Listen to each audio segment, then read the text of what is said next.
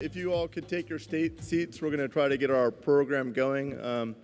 With UNGA and with weather, everyone is arriving late, so we try to push it a little bit. People getting through security is always a challenge. I'm Mark Wallace. I'm the Chief Executive Officer of United Against Nuclear Iran, and it's really a privilege and delight to have all of you here and a great program today. United Against Nuclear UANI, to those of you who know it, was founded nearly a decade ago by Ambassador Holbrooke, Dennis Ross, and me, and a few others, to try to unite in what we thought was a bipartisan concern about the dangers of a nuclear-armed Iran. And it was always our belief that we could use pen and ink, if you will, and use the power of pen and ink, press and persuasion, and thoughtful discourse to prevent Iran from going nuclear, on top of the many other tools in the tool shed of preventing a difficult rogue nation from acquiring a nuclear weapon. And 10 years later, nearly 10 years later, we have, I think, a lot to be proud of. I know that I'm very proud to work with some great colleagues, and we have an incredibly distinguished lineup of foreign policy leaders, very influential Americans that have engaged in the political process. So I think you'll hear some great and disparate views today. One of the things that we've always prided ourselves on is that we try to all unite under the banner of being united against a nuclear Iran, but we've always had disparate voices. We've always been concerned about it. I think we've done a good job of bringing in various voices into the cause, and I think that's been very, very important. But we really are standing at a moment of incredible importance on the Iran issue, as Iran's activities since the JCPOA have been quite destabilizing in the region, and we've seen their activities causing many problems throughout the region. So as the administration weighs how to go forward with the JCPOA, I think the discussion today will provide some great insights. I've been tasked with giving a few housekeeping measures, so I'm going to read these to make sure I get them right. This event is really for the audience. We will make nothing against the press in the room and the press attention. We will make many of the distinguished visitors, subject to their availability, available to the press, but we're going to offer question and answer opportunities and cards for the participants of the event. The press always gets to ask questions of people, but we want this to be about the participants, and we will have press availability outside. So there will be cards passed around, and if you have questions, put your name and affiliation down and hand them to Jacob or Paul, who will come around and get the card. Obviously, we have coffee and refreshments in the ballroom area, and we will have lunch at 12:15. We have a variety of staff members around that are available to answer any questions that you have as well. Please feel comfortable, enjoy the day. We have, as I said, great speakers coming on stage today that I think will be very, very interesting and are really some of the key policymakers in the world today. It's also my privilege to introduce the chairman of UANI, but really my great friend, Senator Joseph Lieberman.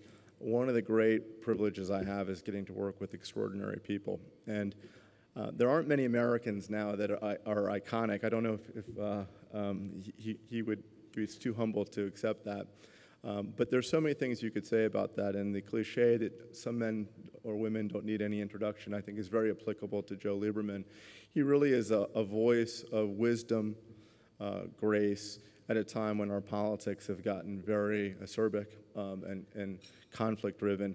And even those who might disagree with him on issues always describe him as a wise man. My wife, and I've learned at a certain age that you always listen to your wife, once described Senator Lieberman to me. He goes, he's a national treasure. And Senator Joseph Lieberman is a national treasure and somebody that is really respected across both sides of the aisle. And I don't really know how to introduce him other than to say that. And I've seen him with his family, his children and his grandchildren, and the way he is with his family is the same way he is in public. And that wisdom and elegance and grace, I think, is something that's a credit to all of us. And with that, it's heartfelt, I guess. But let me introduce Joseph Lieberman.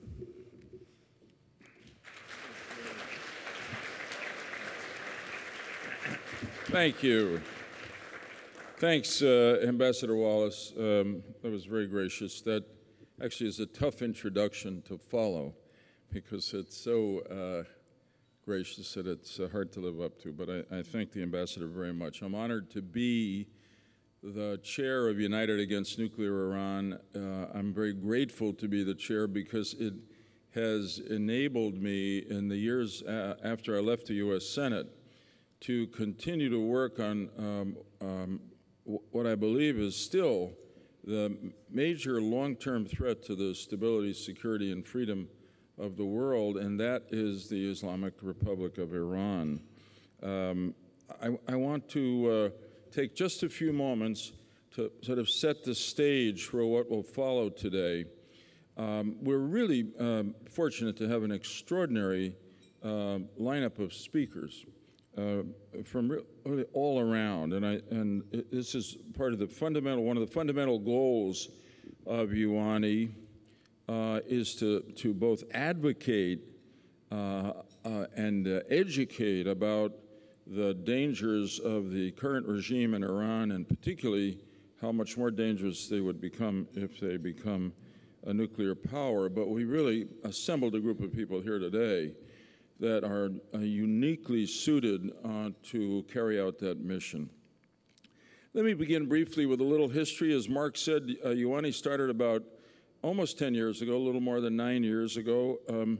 It was started by a wonderful group of people, Ambassador Wallace himself, Ambassador Dennis Ross, who's on the program as moderator of the first panel, former CIA Director Jim Woolsey, and the late and really great Ambassador Richard Holbrooke.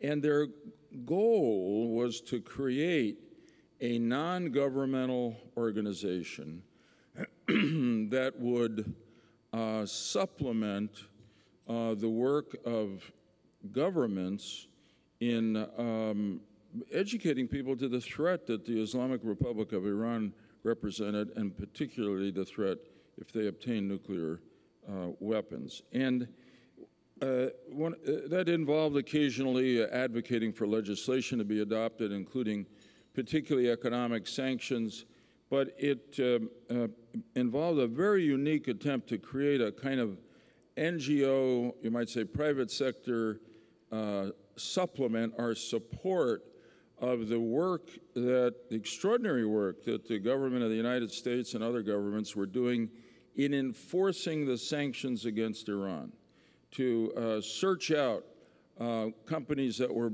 violating the sanctions. We really had an investigative wing of UANI, and go to them and confront them with what we knew and tell them if they didn't stop dealing with Iran, we would publicize what they were doing.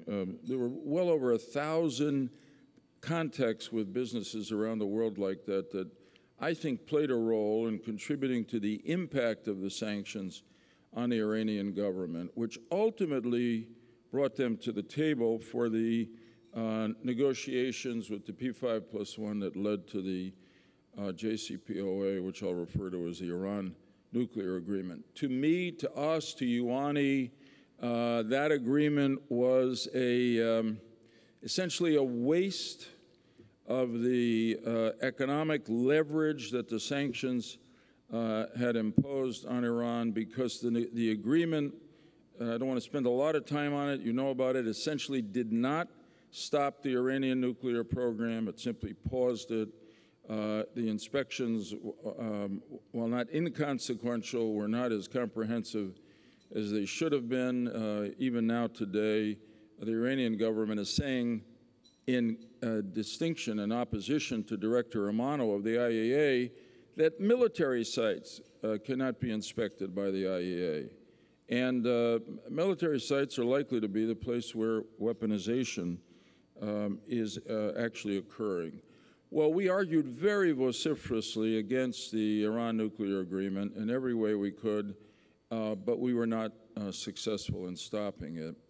And afterward, we decided that what we would do is continue to do what we were doing, which is to remind businesses around the world that though some of the nuclear sanctions were off Iran, that other sanctions for their support of terrorism, for their human rights violations, et cetera, were still on, and that Iran was still a risky place to do business. I must say that though it's not been easy, I feel good about the role that we, and again, following the Treasury Department of the United States and other governmental agencies, we played a role in the result, which is that a lot of banks have not gone back into Iran, particularly the big European banks. A lot of the shipping companies like Yang Ming have refused to do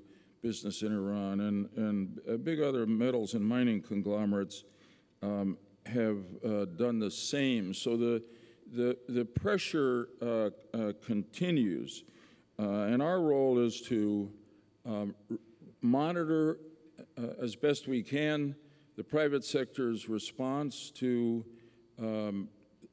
Iran and the business climate there. And the second is to continue to advocate for stronger governmental policies, particularly American governmental policies. Excuse me. In this regard, I will say to you, whatever else one's opinion is about the Trump administration, the most significant change that has occurred since last we met here in September of last year, or October of last year, is the sea change in the course of American foreign policy toward Iran, toward a much more aggressive, negative, anti-Iran nuclear agreement posture. And to me, I'm speaking personally, but I think for the organization, this has been very encouraging. We don't know where this is going.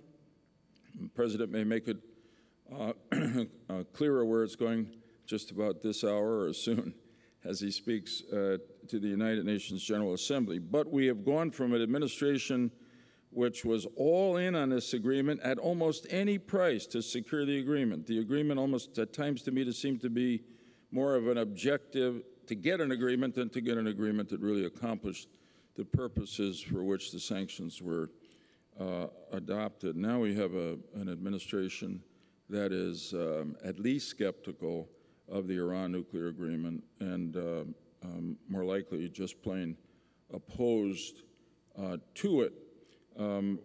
We hope, I hope that the administration will not only monitor the compliance aggressively, but will find other ways to put economic pressure on Iran for all the other bad behavior that they're involved in.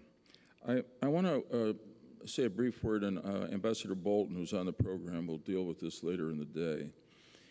In the last several months, the focus of world attention, when one thinks about the great threats to world security, has actually moved from Iran and its nuclear program to North Korea and its nuclear program. And of course, the North Korean program has been expanding in nuclear tests and missile tests with remarkable, stunning speed. And the point I want to make is that anytime I see a development in the nuclear missile program in North Korea, I assume that it will eventually be seen in the Iran nuclear program and missile development program, because there's a history of very close partnership here, which the world cannot afford to ignore. I mean, the fact is that Iran in this agreement, the Iran nuclear agreement, is asked to deal with domestic development of nuclear weapons, but there are ways that it can squirm its way around, at worst, to essentially delegating part of its nuclear program to the North Koreans to develop.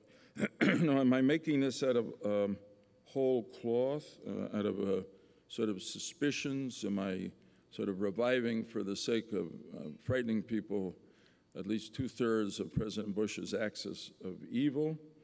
Well, I'm going to cite the Congressional Research Service, which is a very nonpartisan, respected group, that said that North Korea has provided, I quote, significant and meaningful assistance to Iran's ballistic missile program. Iran carried out test launches of a ballistic missile that has a range of 2,500 miles in July of last year and January of this year, bringing Europe into Iran's ballistic missile range, getting ever closer to the United States. And the analysts believe that North Korea sold this particular missile, a variant of their BM-25, to Iran. North Korea's ballistic missile tests thus far in 2017 have, according to experts, incorporated Iranian technological improvements, highlighting the mutually beneficial nature of the Iranian-North Korean ballistic missile cooperation. And not coincidentally, and really strikingly in terms of any presumption of keeping all this covert, Iranian officials at the highest level of Iran's nuclear program were present at North Korea's first 3 nuclear tests in 2006, 2009, and 2013. In fact, the cooperation between these two countries was formalized in September of 2012 in something called a Civilian Scientific and Technological Cooperation Agreement between Iran and North Korea, which in all likelihood is a legal agreement, but really in its title a fiction, behind which the two countries are engaged in the illicit trade of nuclear and missile-related technologies and materials. So these two great threats are, for reasons of self-interest on both sides, are, in my opinion, quite naturally cooperating in their nuclear and missile programs. And I believe that as time goes on, we're going to find that the cooperation is a lot stronger and deeper than we thought. The bottom line here is that any hopes that people in the Obama administration had that the Iran nuclear agreement would transform the Islamic Republic of Iran into a more moderate regime that would be more civilized in its relations with the rest of the world community have just proved totally to be unreal. So that Iran remains the #1 state sponsor of terrorism, particularly Hezbollah, now a fighting army in Syria, bringing such brutality and death and the dislocation to that country, fighting in Yemen, really reaching out across the region, and within Iran, continuing to suppress the rights of the Iranian people more than we pay sufficient attention to. The Amnesty International has said that Iran alone accounted in 2016 for 55% of all recorded executions, and a lot of those were political. In the first 6 months of this year, to the best that we can determine, 239 people were executed, 103 in July alone.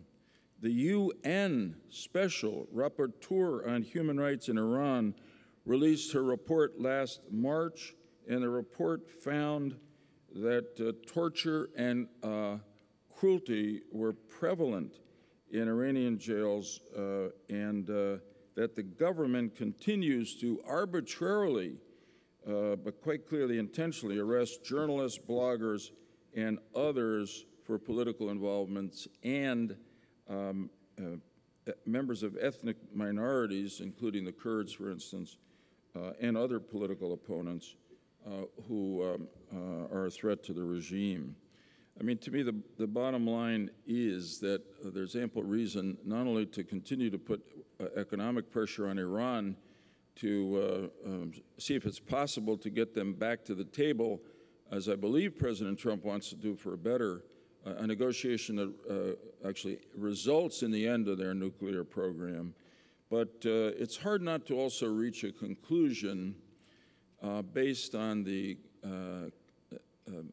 continued strident anti-American rhetoric, which I think we have to take literally, that incidentally didn't even stop during the negotiations on the Iran nuclear agreement, by their continued support of terrorism, by their repression at home, by their clear desire to become the hegemonic power in the Middle East, contrary to the interests of our allies in the Arab world and Israel, that it's time to think about how we can support the considerable opposition in Iran to rise up against the government there. It may seem like a naive dream at this point, but well, there are a lot of people who thought that the American colonists were crazy to take on the British Empire in our day. But more recently, of course, when we, the United States, were supporting groups like Solidarity under Lech Walesa in Poland, and people thought that was naive and a waste of money, ultimately it facilitated the overthrow of those governments. And I think it's time for us to begin thinking that about Iran. So we've got speakers today on each of these subjects. I hope you get actively engaged in the conversations, and I hope we end up with a sense of the threat that Iran represents, but also a sense of confidence and optimism that together we can protect our country, our children, our grandchildren from this threat, and in the end, really, bring to power a government in Tehran that is more representative of the people of Iran. Thank you very, very much.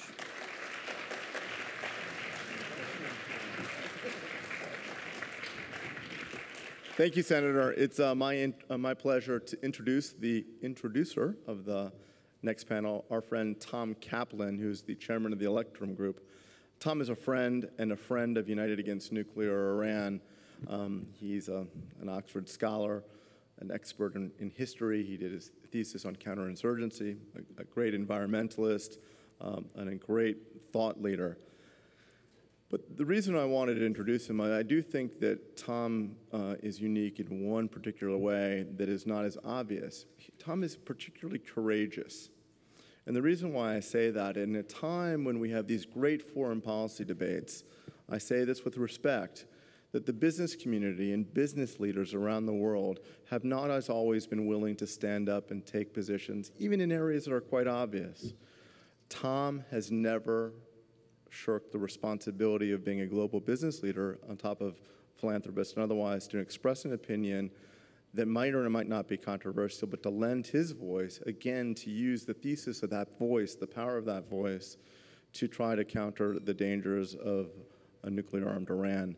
And for that, I am eternally grateful. And I think one of the things that we failed at United Against Nuclear Iran is, frankly, inspiring more and more business leaders to stand up. We've been able to persuade business leaders perhaps to forego opportunities in Iran, but so few, because they are preoccupied with the bottom line and serving their shareholders, have not wanted to do anything remotely controversial. I understand that. I wish it was different. Tom Caplan is the courageous exception.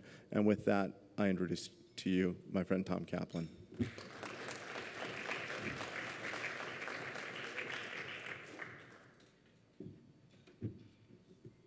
Thank you, my friend. Henry Kissinger famously quipped that the Islamic Republic needed to make a decision as to whether it's a nation or a cause. In fact, those who focus on Iranian behavior will note that it's not proven to be that binary a choice. The Iranians have shown themselves to be equally comfortable being both nationalists and/or revolutionaries, depending on the openings that they are given to expand their reach, and depending on how best they choose to spin the justifications for their interventions. The principle of taqiyya, or religiously sanctioned deception, is nothing if not exquisitely functional. Thus, if there is a reward to come from being the guardians of Shia minorities, Iran positions itself as protector of the Shia, even with exotic variations on a theme like the Houthis or the Alawites. If it pays to play the nationalist card to, quote, plant flags in Arab capitals, as they are wont to boast, then they do so with the gusto of a Sasanian Shahanshah. And it's not just in places like Bahrain, which is an unusual hybrid, but Iraq, in which they are absorbing the parts of the country that they want in plain sight, like a reticulated python digests a goat. Or Syria, where they have suborned a uniquely cannibalistic regime. Or Yemen, where they seek to install Hezbollah on the Bab el-Mandeb in order to be able to control access to the Red Sea. All of these activities, which UANI has warned against so strenuously over the years, have only been abetted by the cash and political cover provided by a nuclear deal that was concluded by so-called strategists who either abdicated their duties or simply failed to understand that Iran was playing chess while we and our regional allies were playing checkers. In Iraq, Iran urged, if not directed, the top-down sectarian discrimination from the Maliki government that pushed the Sunnis to ISIS. And they may even have done more by fanning from the bottom up the flames that led to the collapse of Mosul, a calamity for which they were the only strategic beneficiary. Suffice to say that some of us, as Mark would allude, perhaps not enough of us, it was clear that ISIS, the single greatest foreign policy opportunity ever to present itself to Iran, has been the cat's paw for an imperial fantasy that would have made Shah Mohammad Reza Pahlavi blush, building, like Xerxes, a land bridge from Persia to the Mediterranean. By filling, if not actually abetting, a power vacuum left by American retreat and by Arab distraction, they used a terrible Sunni movement that appalled the West to lubricate the case for armed intervention in Arab countries. It's not the first time, of course, nor even the second or third. Remarkably flexible in their thinking, Tehran has evidenced no philosophical problems with providing support and sanctuary to the most extremist Sunni organizations, from Hamas to the Taliban to Al-Qaeda, if the end result can lead to the deaths of their most hated enemies, the Americans, the Israelis, and certain Arabs, among them Saudis. Seen through this prism, UANI has blasted from the minarets that the JCPOA, flawed as it is from a technical standpoint, as you heard from Senator Lieberman, was a sideshow in some respects for a bigger agenda. It's worked beautifully, if I may extend the metaphor, for the Iranian python because they knew that the deprivations that were caused by the sanctions put forward by governments and by extraordinary private organizations such as UANI, those sanctions needed to be lifted. Their plan to digest their prey required peace and quiet. Here to discuss this impressive geopolitical shift are three men uniquely qualified to weigh in on the question about Iran's role in the Middle East. Our moderator, UANI co-founder and Ambassador Dennis Ross, is widely regarded to be the foremost expert on the Arab-Israeli dispute, as well as being a leading activist on the Iran issue. In an op-ed in the Daily News, he recently emphasized the need for the administration to develop a regional strategy to contain Iran's expansionist designs, something that, as we have seen, has been missing in Washington for quite a while. Ambassador Ross is counselor and William Davidson Distinguished Fellow at the Washington Institute for Near East Policy. Previously, he served 2 years as Special Assistant to President Obama and National Security Council Senior Director for the Central Region. For more than 12 years, Ambassador Ross played a key role in shaping U.S. involvement in the Middle East and was U.S. point man on the peace process for both George H.W. Bush and the Bill Clinton administration. His Royal Highness, Prince Turki bin Faisal bin Abdul Aziz, is a Saudi statesman and diplomat. Son of the late King Faisal, he currently serves as chairman of the King Faisal Foundation Center for Research and Islamic Studies. For 24 years, from 1977 to 2001, a period which, I looked it up, he engaged with no fewer than 7 directors of the CIA, Prince Turki was the widely respected Director General of Saudi Arabia's intelligence agency, the Mukhabarat. Following his tenure, he served as Saudi ambassador to London and Washington, known for remarkably straightforward talk.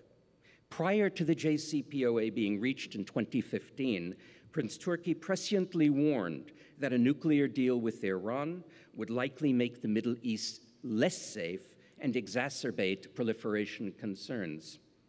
I've always said, whatever comes out of these talks, I'm quoting Prince Turki, we will want the same. So if Iran has the ability to enrich uranium to whatever level, it's not just Saudi Arabia that's going to ask for that. The whole world will be an open door to go that route without any inhibition. In January of this year, Prince Turki was asked what message he would have for Iranian Foreign Minister Javad Zarif. He responded, quote, "Fix your act, remove your troops from Arab territories. They've just admitted to having 200,000 IRGC troops all over the Arab world. Why are they there? They should get out. They're the cause of the problems," end quote. General David Petraeus is currently a partner at the global investment firm KKR and chairman of the KKR Global Institute. Previously, he served as director of the Central Intelligence Agency, and prior to this, General Petraeus was the most prominent U.S. military figure of the post-9/11 world. A graduate with distinction from the United States Military Academy, General Petraeus is the only person in Army history to be the top graduate in both the Army's challenging Ranger School and the U.S. Army Command and General Staff College course.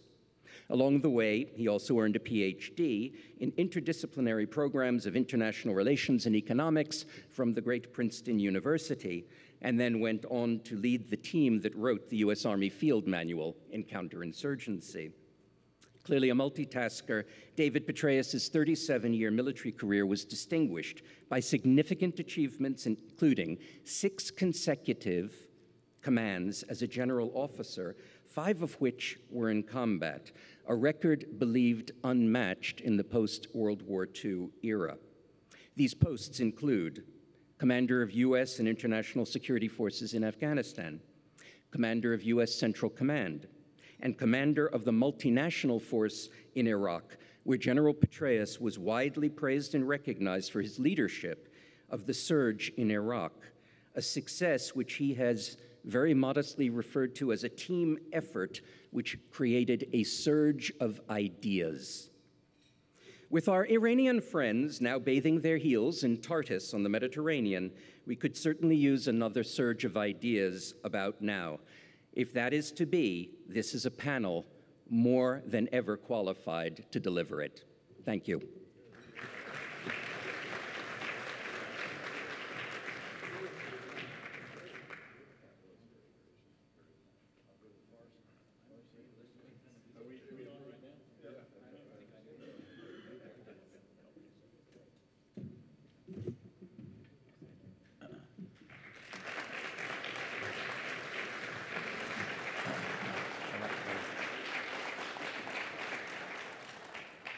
So thank you. We're going to talk about the region in the aftermath of JCPOA. And before we get into our conversation, what I'd like to do is offer a couple of comments that will help to frame what we will then do. One of the interesting things is when I used to go to the region when the JCPOA was still in the process of being negotiated, and I would hear frequently, well, think about what Iran is doing in the region today when it's under severe sanctions. What will it be able to do in the aftermath when it's no longer under sanction and in fact it has significantly more resources? Won't that make it more capable of causing problems and destabilizing the area? When I would come back from the region and I would deal with my former colleagues in the administration, they would make a couple of points in response. One was, well, isn't it better for Iran not to be on the brink of having a nuclear weapons capability? Wouldn't that be even a greater challenge if they had that? And I felt that was a legitimate point. The second one was that the Iranians, in the aftermath of the deal, will have had such a big buildup of domestic demand, the need for dealing with problems with infrastructure and the like, that that's where they're going to put the additional monies that are likely to be available. This one, I was able to restrain my enthusiasm over, mainly because I looked at, and I said this to people in the administration, what that reflects is a misreading of the Supreme Leader. The Supreme Leader in the aftermath of this deal is going to have to validate his ideology. I mean, think about it. We're the great Satan. We're the arrogant power. When he does a deal, when he allows a deal to be done with the, quote, great Satan, by definition, it's going to raise questions. Well, has he given up that basic ideology? The regime is rooted in hostility towards us, and it rationalizes their behavior in light of that. So once, in fact, he suddenly countenances this kind of an understanding, he's going to have to prove that he hasn't walked away from that ideology. If anything, it's going to make him more active. He's going to support greater activism in the region.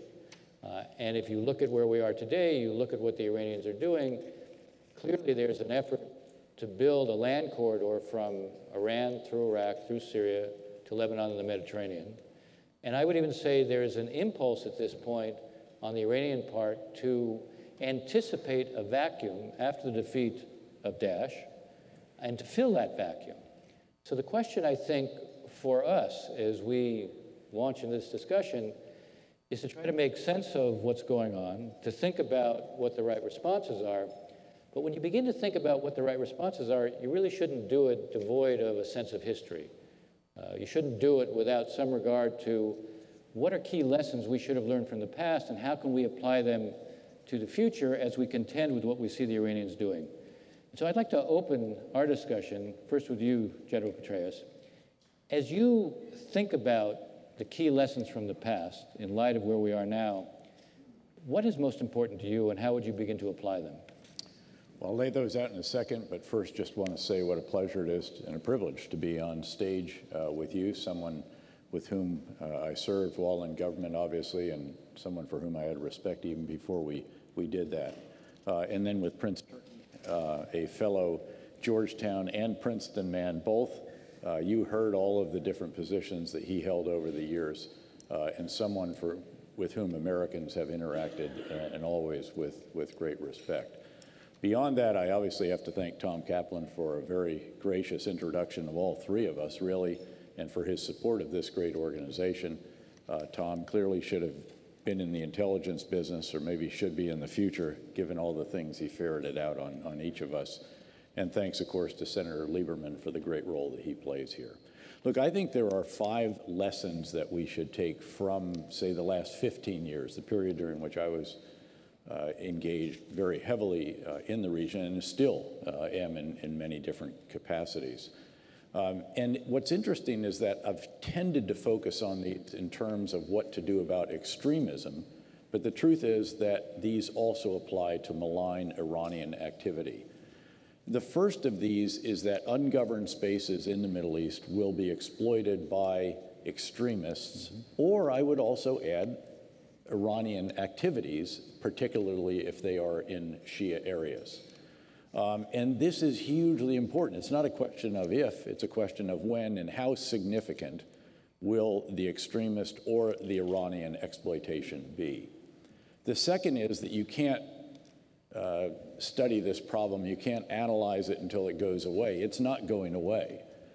In either the case of extremism or the case of malign Iranian activity, you have to do something about it. And that's because Las Vegas rules generally don't apply in these areas. What happens there does not stay there. In the case of extremists, they will spew violence, instability, extremism, and a tsunami of refugees that has caused the biggest problems for our NATO allies since the end of the Cold War.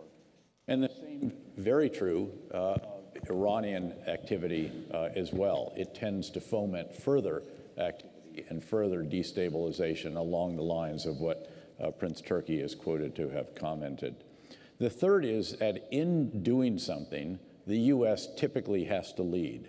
And the reason is that we have the assets that are proving most useful in the fight against extremism and also in the effort to contend more effectively to counter malign Iranian activity.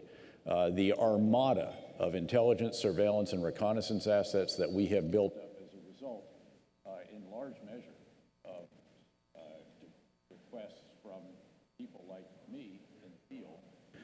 And we're going to have a battlefield change here. That was an Iranian effort to try to disrupt what you were saying. Clearly, there's a cyber activity at work here. But the armada of intelligence, surveillance, and reconnaissance assets that we have built up in large measure because of requirements stated by those of us who are privileged to command in Iraq, Afghanistan, and the Central Command region, this is unique to the United States. The number of Predator and Reaper orbits that we have, the ability to keep in the sky for 7 days a week, 24 hours a day, dwarfs all of the potential orbits that can be put up there by all of our possible partner and coalition countries. So it is crucial that the United States be engaged. We also bring the precision strike assets. We bring the ability to advise and assist host nation forces in Iraq, in Syria, and in a variety of other places. And then we have the industrial strength ability to fuse intelligence. And again, all of these are unique in large measure to the United States, though certainly some of our closest allies, friends, and partners in the region and beyond do have some capabilities as well. And we indeed want it to be a coalition effort, and frankly, it has to have Muslim partners. This is more a struggle for the heart of the Muslim world. It's more of a clash within a civilization for Islam than it is, frankly, a clash between the Muslim world and, say, the Western world or the worlds of other faiths. The fourth lesson is that the effort has to be comprehensive. It cannot just be kinetic military activity. The paradox of this is that you cannot counter terrorists or, frankly, malign Iranian activities with just counter-terrorist forces. You can't drone strike or Delta Force your way out of these problems. You have to have a comprehensive approach, just as we had in Iraq during the surge. Tom Caplan graciously mentioned the surge of ideas that was the real surge, not the surge of forces, although they were important in enabling us to implement the ideas much more rapidly than otherwise would have been the case. And that mattered because support on Capitol Hill was very much dwindling. And were it not for Senator Lieberman and the other two members of the Three Amigos, we may well have literally lost the ability to implement the policy. So it has to be comprehensive. It has to be a civil military campaign. But the development of enormous importance in the past years is that we are now not having to perform all of the tasks ourselves. During the surge, the U.S. and coalition forces largely had to perform all of the tasks in the so-called Anaconda strategy that we depicted for Congress that showed not just raids, precision raids by special operations and clear hold and build operations by U.S. coalition and Iraqi forces. It was also politics. It was reconciliation. It was rule of law reestablishment. It was rebuilding infrastructure, schools, medical clinics. All of that has to be a piece of this. But what is happening now is that we are not the ones doing that fighting on the front lines. We are not the ones having to carry out all the other activities. We are enabling those who are, and that is hugely important. But again, a reason for the U.S. To play a very prominent role. The fifth lesson is crucial, and it is that we acknowledge that the struggles in which we are engaged against extremism and against malign Iranian activity are generational in nature. We have to get past the idea that we're going to, quote, win this war in a decade or a few years and go home to a victory parade. That is not how this will end. So we have to be at this with a sustained commitment. Having a sustained commitment implies that the actions are sustainable. That means blood and treasure. And I do think that we are now developing the kinds of approaches that enable us to have a sustainable, sustained commitment in countries like Iraq, like Syria, like Afghanistan, and other places in the greater Middle East and Central Asia. So I think those are the lessons that you take from this, noting that that final one is crucially important, and that we not have fixed timelines for drawdowns, that we not announce in advance, that rather this is all conditions-based. The numbers can increase a bit or they could decrease a bit, always keeping it sustainable in terms of those very important expenditures that I mentioned, but recognizing that this is going to have to be a sustained commitment. Prince Turki, before I turn to you, I want to follow up on this last point that General Petraeus has made. You make a very powerful argument for why it has to be sustainable because, as you also, I think, eloquently put it, this is a generational struggle right now. And obviously, it's not only our generational struggle, it involves a struggle within the Middle East itself. It raises an important question, though. You look at what's going on in Syria right now, and there clearly has been, I think it's fair to say, some ambivalence on the part of the administration about how much it wants to be involved in Syria. A lot of what seems to be going on seems to be almost deferring to the Russians in some respect, having a kind of ISIS-only focus. And the question becomes, if this has to be sustainable and if there is a kind of reluctance to be drawn into Syria, what are the kind of things that can be done that help explain to the public here, but also help make the case with the administration, why is it so important that it recognize what's going on the ground in Syria and the implications it has for what Iran may be able to do in the region? Well, it's a great question. And again, we have to recognize that clearly we have to defeat Daesh, the Islamic State, and city by city, valley by valley, and so forth. That is in the process of happening. There's certainly still fighting to be done against what is really a conventional army that ISIS put together. And then there will be more work to be done, because make no mistake about it, when ISIS, the army, is ultimately defeated in the remaining locations in Iraq and in Syria, there will still be, undoubtedly, insurgents, Sunni extremists who will carry out guerrilla tactics and also terrorist activities, continuing with car bombings and suicide vest bombings and so forth. But so we have to do that. Mm-hmm. We cannot forget, by the way, the al-Qaeda affiliate in Syria, which keeps changing its name to confuse the analysts, but Jabhat al-Nusra, as it was originally known, is an al-Qaeda affiliate. This is going to be difficult because it's over in Idlib province. We're over here out in the Deir ez-Zor area and so forth, and Raqqa, and we do not have boots on the ground and host nation forces there yet, but we're going to have to do that. By the way, some of this can indeed be done in coordination with Russia, with deconfliction lines and zones and all the rest of that, because this is a common interest to both parties.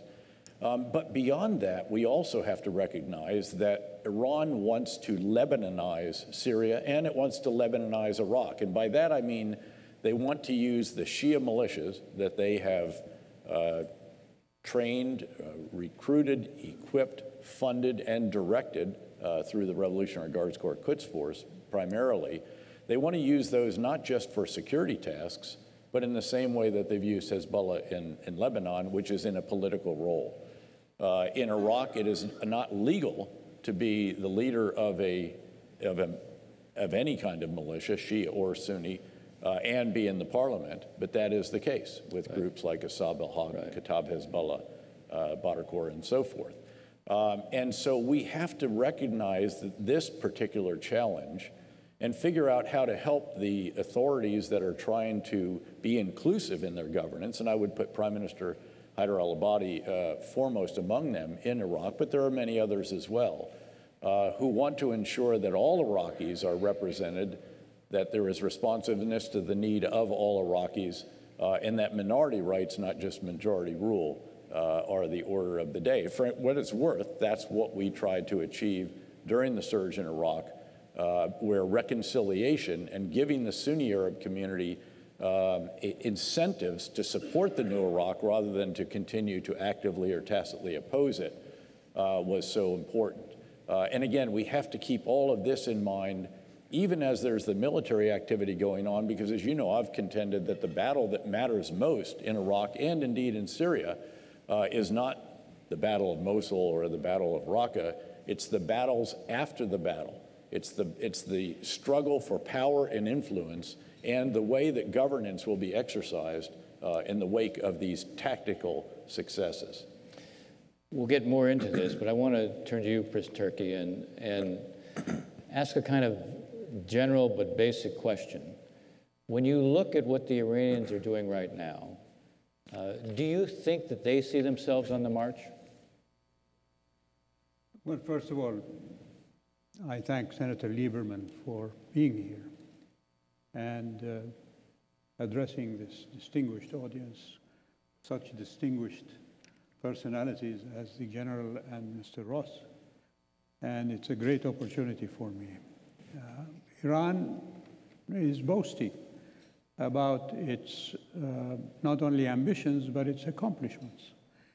And I remember when I started my work in the intelligence business, I was advised by more experienced intelligence operatives and experts that if you want to combat or oppose an opponent, the first thing you have to do is to read what he or she writes and listen to what he or she says, and then carry it on from there. And the Iranians have not hidden their ambitions or their aims, not just in our part of the world, but throughout the globe.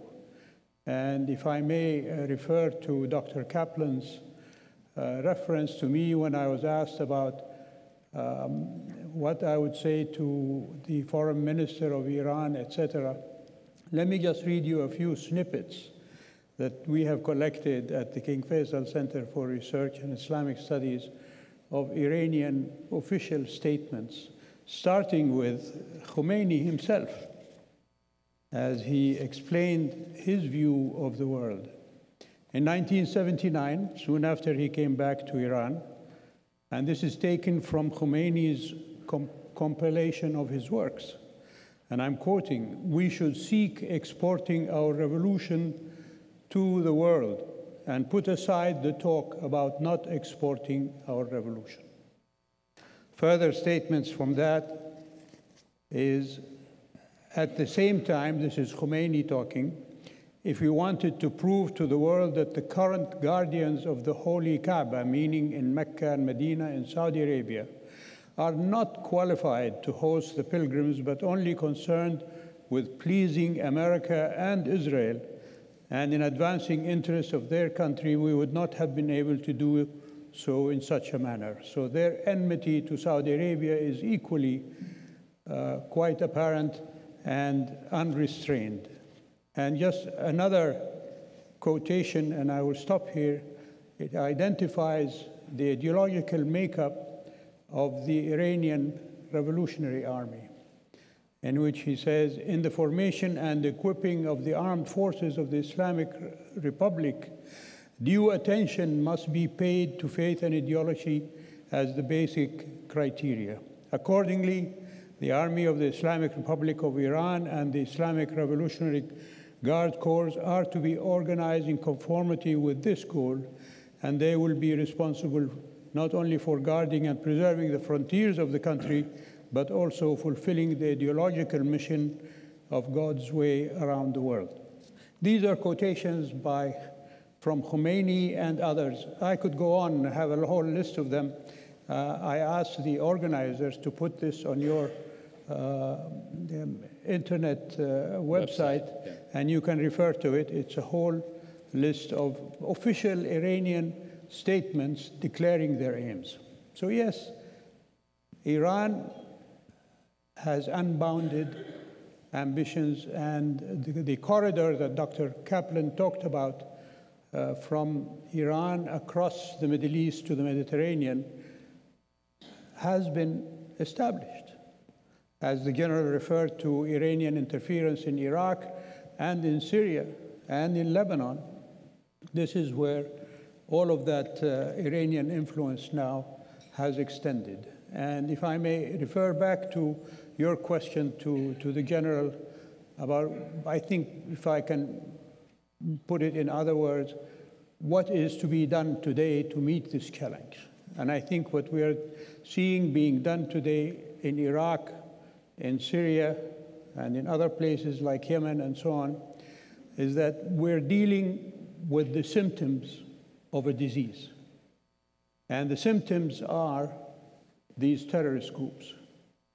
If it were not for the disease that has afflicted the capitals in these countries, in Damascus, in Baghdad, in Beirut, in Sana'a, there would not be Daesh, or as I call it in Arabic, fahish, because the Arabic word fahish means obscene. And to me, that describes them more than their claim to be either an Islamic State or Iraq and Syria. So you have to fix Damascus and Baghdad and Beirut and Sana'a. But how do you do that when all your concentration, even in the coalition that is operating in Syria now, is concentrated on fighting fahish? Not about the biggest terrorist in Syria today, ladies and gentlemen, is not fahish and Jabhat al-Nusra and Al-Qaeda and so on. It is Bashar al-Assad. He has killed more than 400,000 of his own citizens. So you have to find a way of dealing with that. And the fact that Russia is supporting a person like that, I think is unacceptable. And Russia must be dealt with in that manner. Why have sanctions against Russia when they deal in Crimea the way that they have done, and yet you seem to be seeking to coordinate with Russia their support for Bashar al-Assad? I think this is lopsided in terminology of helping the victims of terror. And by this I mean not just the terror of Fahish or al-Nusra or Al-Qaeda, but also the terror of Bashar al-Assad. I must add just one point about Iraq.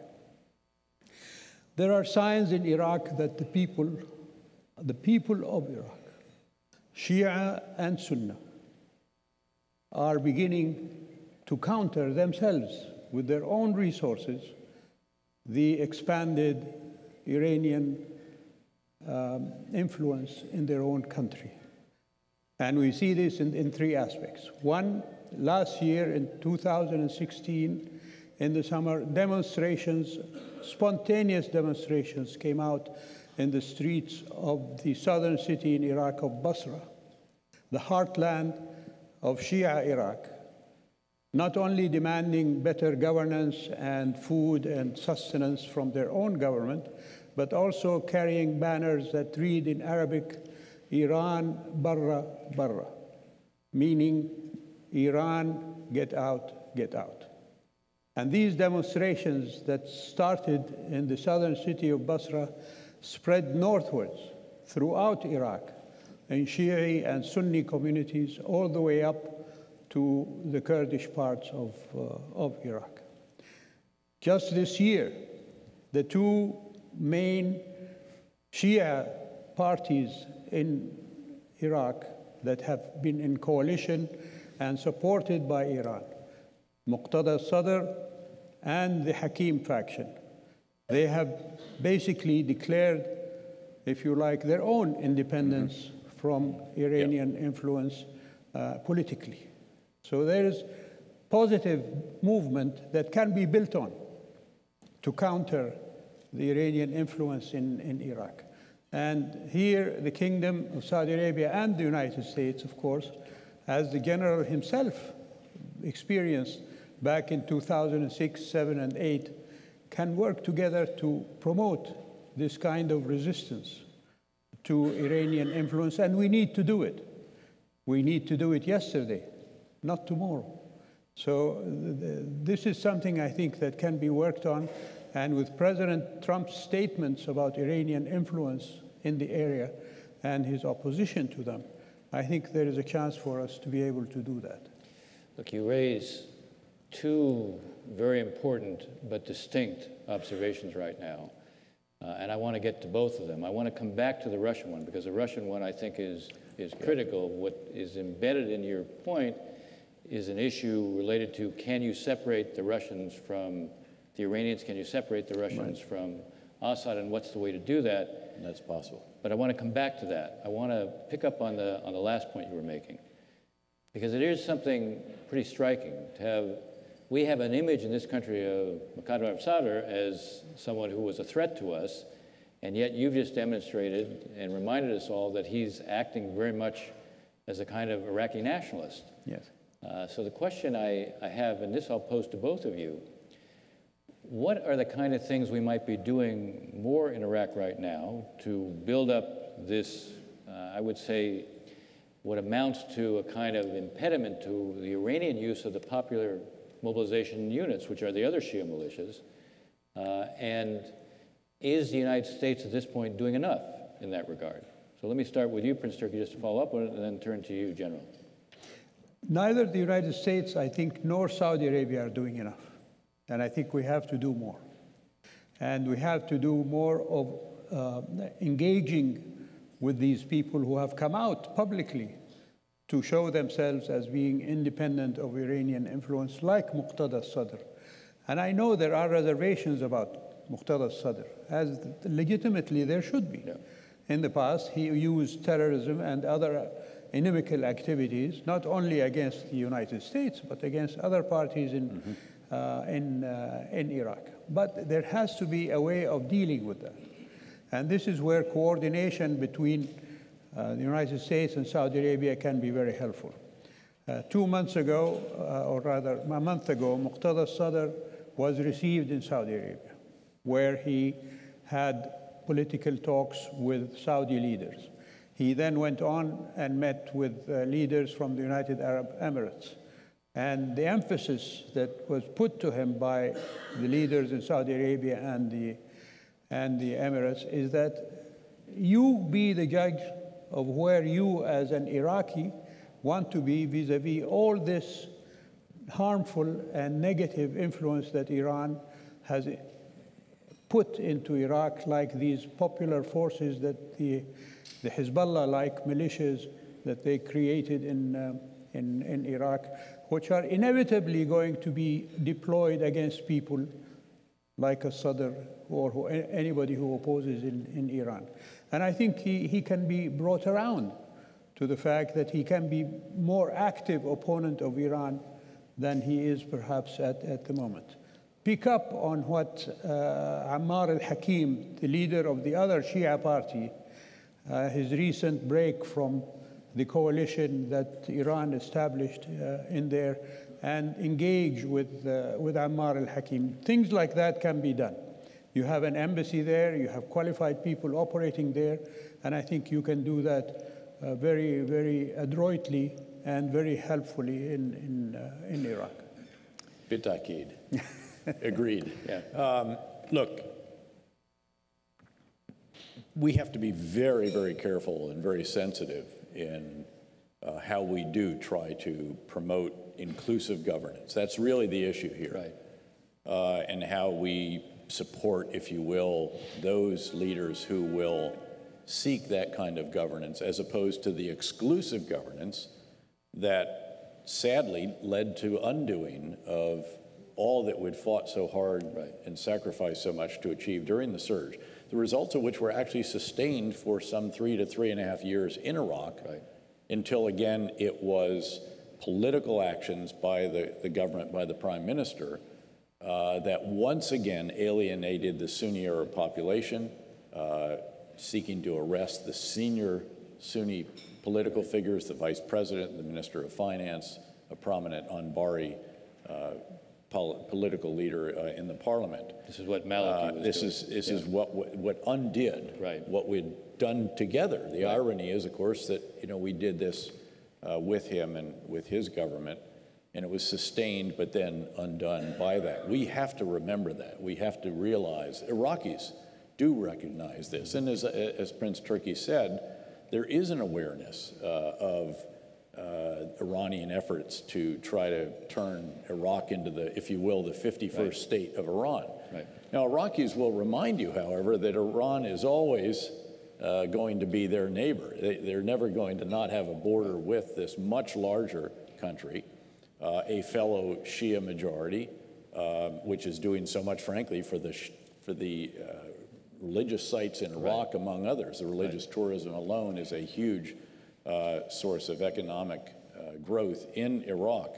So they've got to have a constructive relationship, but they've got to figure out how to marginalize these elements that Prince Turki and I have both identified that are not just security forces raised again by the Iranian Revolutionary Guards Corps Quds Force, but are seeking to have a political impact by their leaders and some of their members actually being in the Council of Representatives, the Iraqi parliament.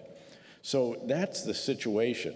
And again, we have to be very careful with this because the Iraqis don't want Americans intruding clearly and obviously, but certainly we do need to play our part together with partners in the region, including Saudi Arabia. And I applaud the fact that the king welcomed Muqtada al-Sadr to the kingdom. The fact is that Muqtada al-Sadr actually always has been a nationalist. An Arabist. Yes, he did stay in Iran during most of the time that I was the leader of the surge, perhaps for some obvious reasons, because we were contending with his militia at various times.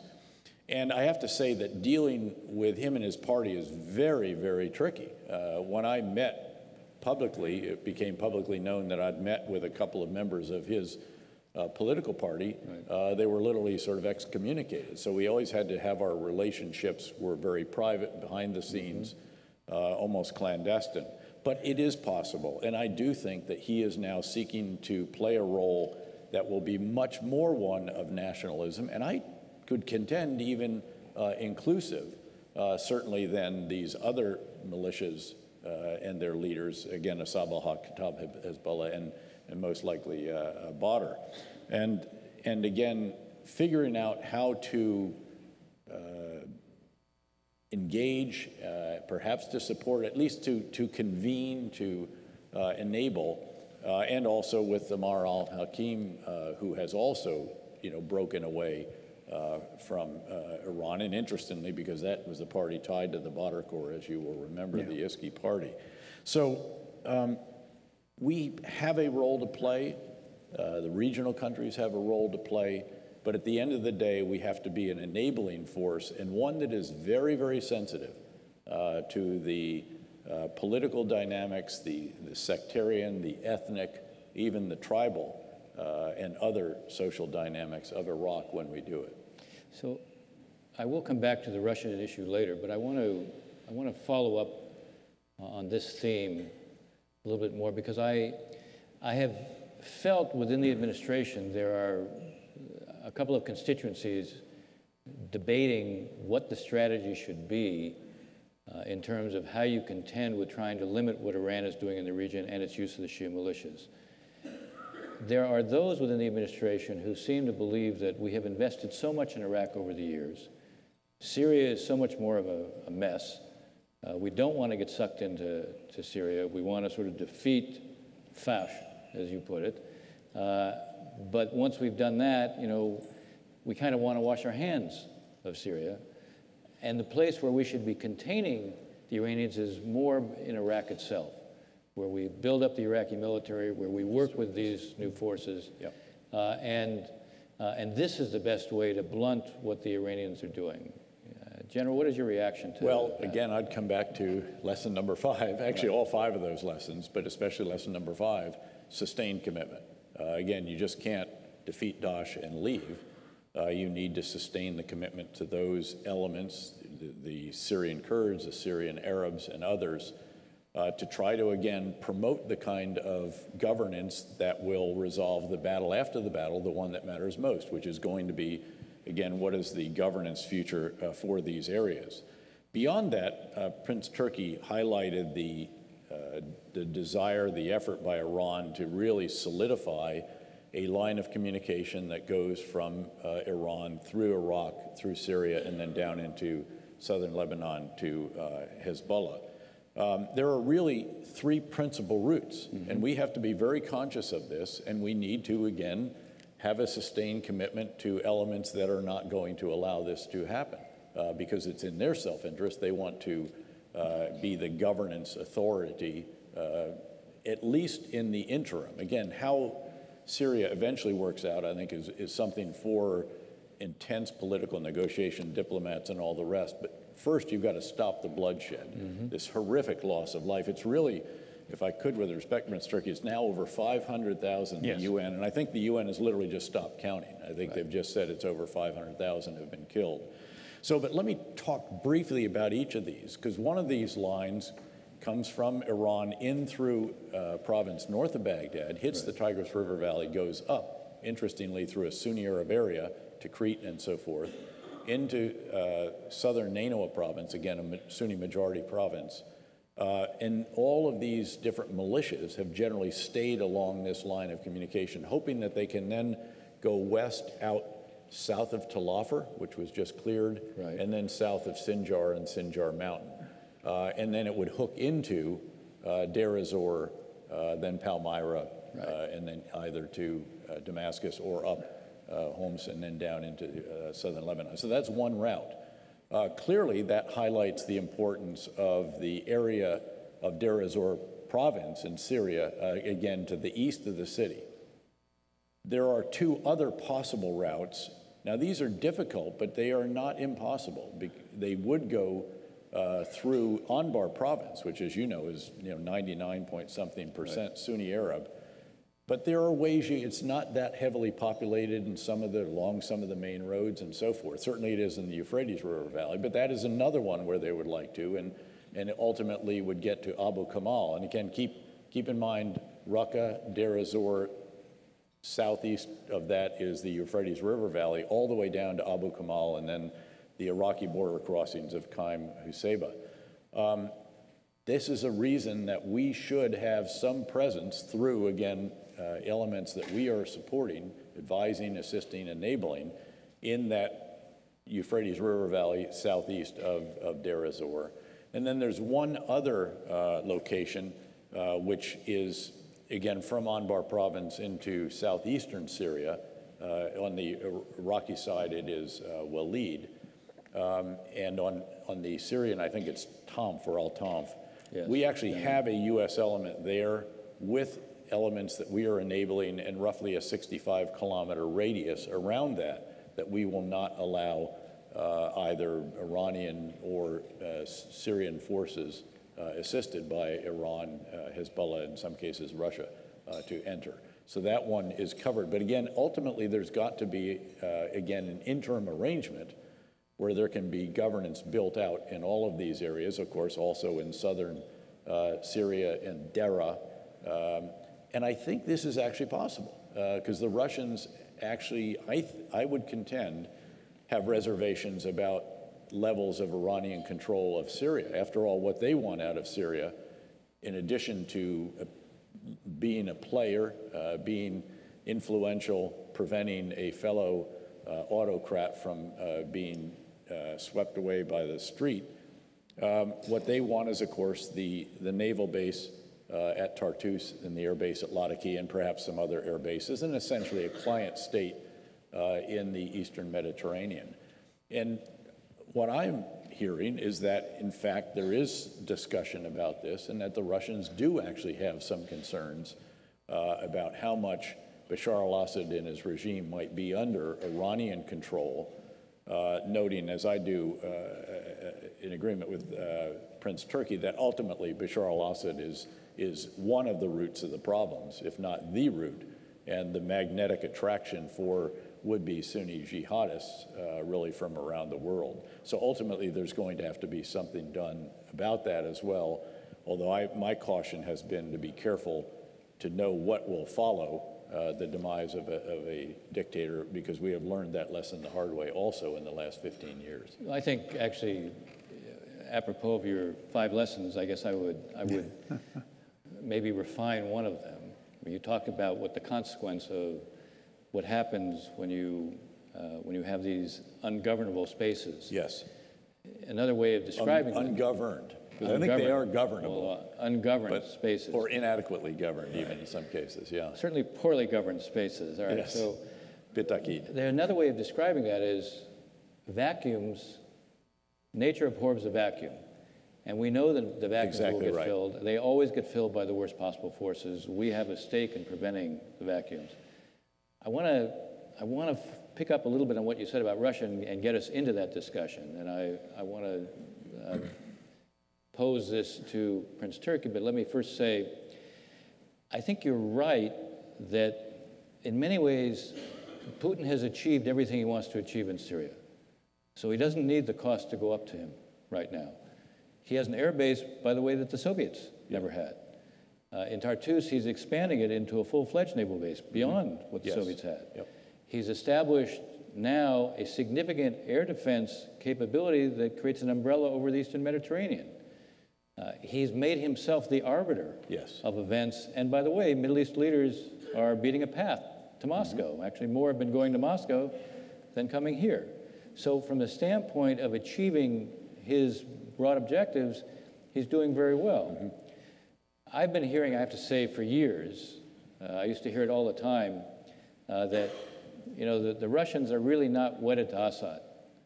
And I said, well, they're doing a damn good job of demonstrating the opposite, because they're the ones who have intervened, changed the balance of power on the ground with a minimal amount of force, with a fraction of what we actually have in the region.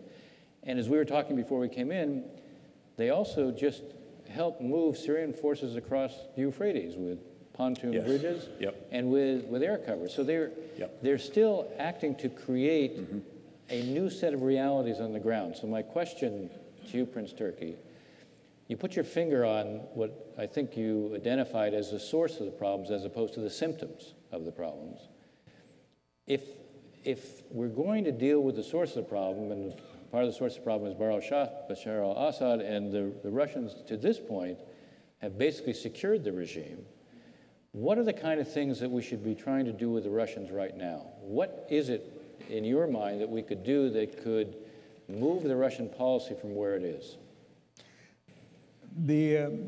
I agree fully with what you said about Putin's aims and accomplishments. Definitely in Syria, it's all been positive for him. But it's not going to stay that way. The country now in Syria is basically divided into cantons. One under the control of the central government, another under the control, if you like, of a combination of Russian, Iranian central government forces, another one under the control of Fahish.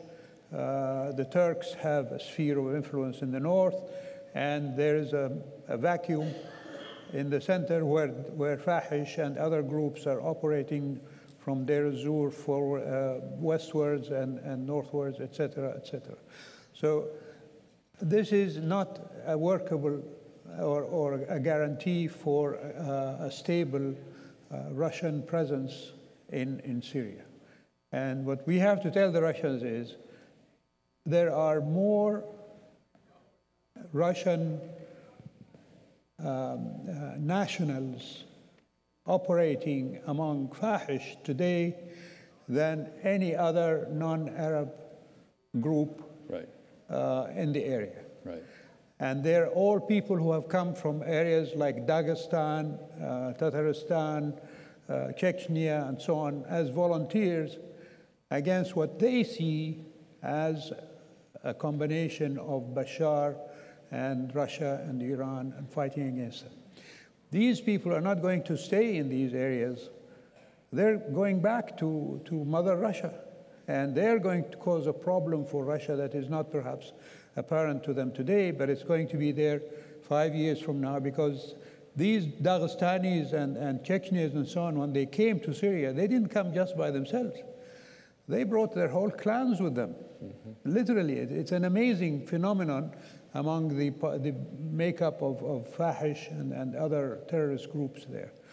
And we have to convince the Russians that the repercussions for them in the future are for them to be constructive rather than accept the status quo that they have accomplished now in their support for Bashar al-Assad.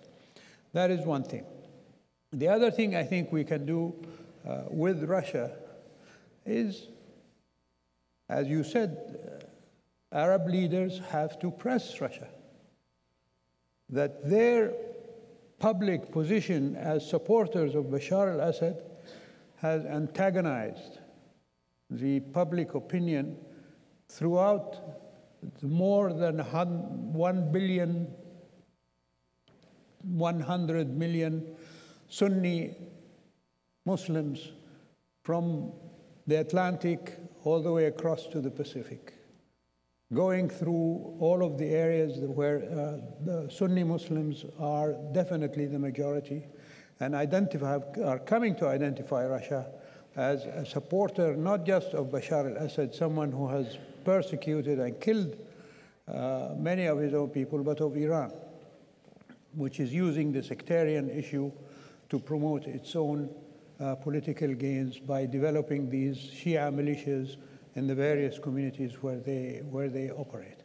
And as Arab countries, and we have to offer them interest in our point of view.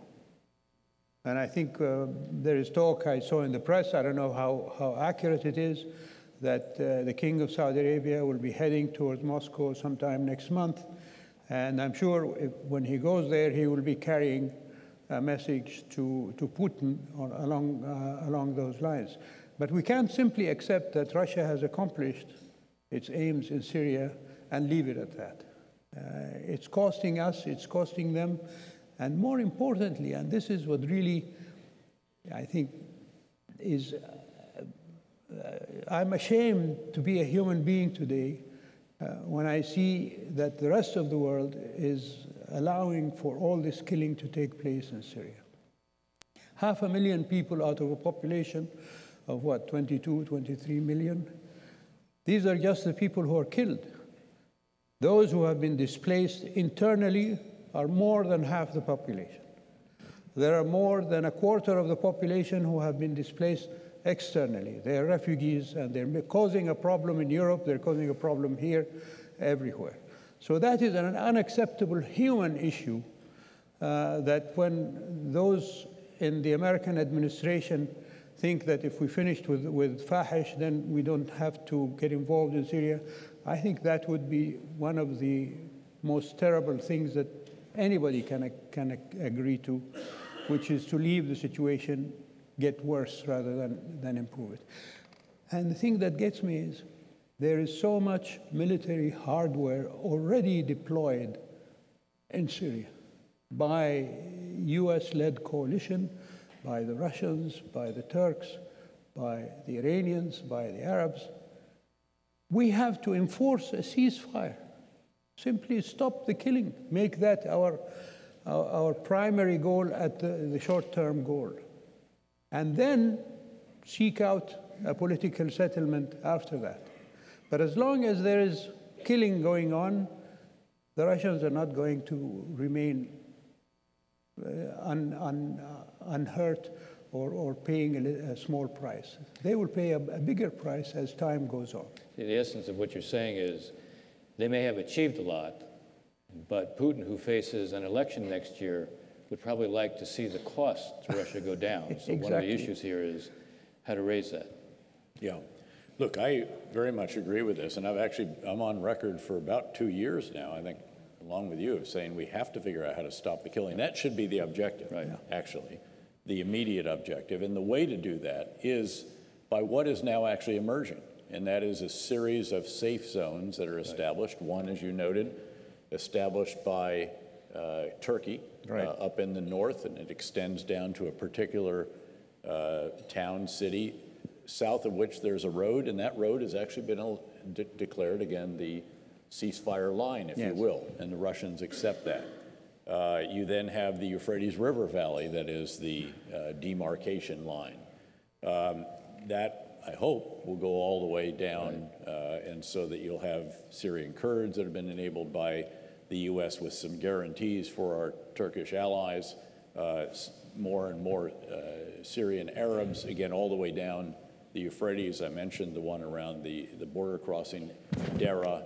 The challenge, and then there's another Kurdish one, of course, up in the northwestern part of the country. Well, the challenge is Idlib. The Kurdish areas are divided. Yeah, and Idlib is, and that's why the Turks are where they are, to ensure that those different enclaves of the Syrian Kurds will be divided. Right. The challenge is going to be Idlib. As I highlighted earlier, that is where you have the al-Qaeda affiliate. There's some other extremist elements in there, undoubtedly, and again, they tend to drift back and forth a bit. There's some that drift from, what we used to say was the moderate opposition. Whoever has resources is the flag under which they're fighting. Right.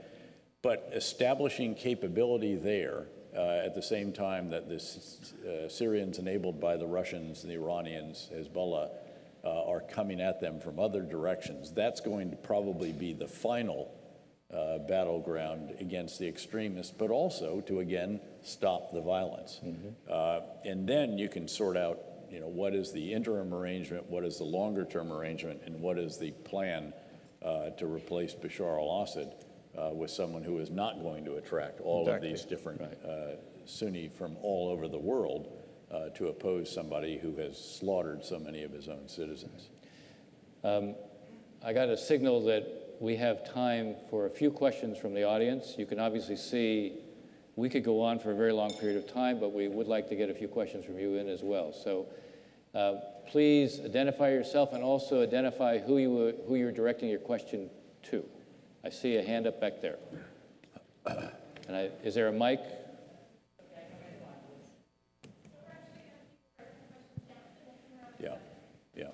Yeah. Write them on the cards, I think, is what the plan is. Oh, well, no one told me that, but that's okay. All right, so while you're getting your cards up here, we'll continue with our conversation. So I guess one thing that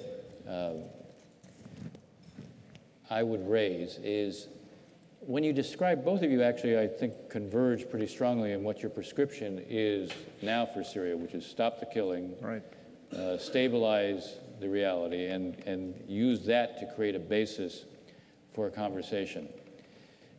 One of the things that we're seeing, I'm afraid, is that up until now, we have had these kind of buffer zones between us and where the Russians are. Now I think we're running into a point where there's a potential for some real conflict. And this, too, may be a way to communicate to the Russians, okay, there's a price to be paid if you don't respect certain areas. Could you take that a step further? And I'll just throw this out for each of you to comment on. One thing that the U.S. might do is make it clear that, look, we're not rolling back the Iranians right now. We're not rolling back the Shia militias, but we're not going to tolerate their expanding 1 centimeter beyond where they are. This could reinforce the notion that you're creating what amounts to safe areas, which then begins to give you a basis to try to produce some kind of political process. Now, the message, in effect, that is actually happening. Right. I mean, again, you ought to get Brett McGurk up on the stage here, but my understanding is that he, of course, he's the president's representative for the coalition against the Islamic State and extremists. He has certainly been meeting with Russians. He's been meeting with all of the different players in this. And indeed, the U.S. has just strengthened its form of communication with Russians to deconflict those kinds of issues. And there was one the other day. You will have seen public reports that appears that Russian aircraft bombed some opposition members who actually had U.S. advisors with them in that area east of Deir ez-Zor. So again, it's imperative that this take place. It's also, again, for the interim arrangement, imperative that, again, Russia on the one side, which has the ability to declare this kind of ceasefire line and so forth. And then U.S., Turkey, coalition, Jordan, others on the other side are all in sync about, how far do we go here, how far do you go there, noting that there are going to be some disputes when it comes to the Euphrates River Valley southeast of Deir ez-Zor, very likely. And then up in Idlib, I think it is very much still in question what ultimately, tell me how this ends, to quote an unguarded comment that I made to a reporter in the very beginning in Iraq, when it was clear that it wasn't going to end the way it had been briefed. Right. I mean, go ahead. Yeah. When you say that the U.S. should declare that enough is enough and the Iranians should not move an inch further, I think that would be detrimental to publicly say that, because it means an acceptance of the Iranian interference in Syria. The Obama administration, if you ask the majority of the Syrian people, they're as hated as the Iranians and the Russians for what they tacitly accepted of the increase in Iranian influence, etc., and they're allowing the Russians to become so dominant in Syria. But now there is another administration that has publicly come out and saying that it wants to counter Iranian influence, particularly in Syria and Iraq, and I think it would make it a negative, it will have a negative impact on people, not just in Syria, but even among your friends, and they are trying to work with you to minimize, at least, if not successfully, push out the Iranians from Syria and Iraq. It's a fair, it is worth noting, if I could as well, and I am truly nonpartisan, apolitical, don't vote, don't contribute to parties, don't endorse, but it is worth noting that when Bashar al-Assad's forces used chemical weapons on their own people some months ago, this administration responded within less than 36 hours. 49 cruise missiles hit the airbase from which those attacks were launched. So there's a willingness to take measured, proportional, decisive action in those circumstances, and it appears that that is how it is evolving in Syria, although there are some big decisions that have to be made about these different areas that I've described. Look, I actually wrote an article applauding what was done, precisely because it sent a message that there is a threshold here. When you cross it, you don't do it with impunity. I am concerned, however, that at this point, the Iranians seem to be more active on the ground in terms of moving to fill the vacuum they anticipate in Syria. We are adopting, I think, at this point, a tough rhetorical posture towards the Iranians. I'm not entirely sure that we have yet developed a strategy to actually counter them. It is true that I think the administration is still in the process of developing its strategy, and as you said, there are decisions, critical decisions that have to be made. I hope that those decisions, when they're made, will actually incorporate the lessons that you outlined at the beginning of our conversation. I hope as well that when the decisions are made, they will reflect, Prince Turki, what you're describing as, in many ways, the continuity of what has been the Iranian position expressed verbally, but now we see, through the use of Shia militias, the ability to extend what is their power, their influence. They found in their mind, I think, an instrument which they think is very effective and at relatively low cost to them.